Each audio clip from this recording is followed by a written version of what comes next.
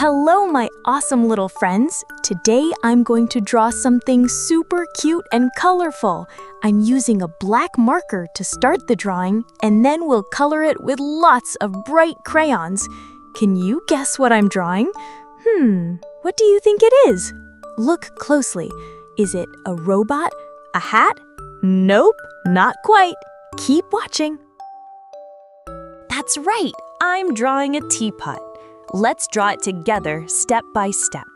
It's really easy and fun, and you can color it any way you like. Ready? Grab your crayons and let's go. I'm drawing a teapot. Have you ever seen a teapot at home? What do people use it for? A teapot is used to pour tea or warm drinks. It has a handle, a lid, and a spout. People usually use it in the kitchen or during tea time. Teapots are very helpful. They keep the tea warm and make it easy to pour without spilling. Isn't that cool? Let's keep drawing this cute teapot together. Now it's your turn. Grab your crayons, follow me step by step, and let's draw together. You can use any color you love.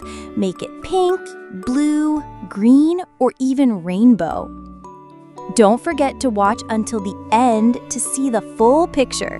I promise it will look super fun and amazing.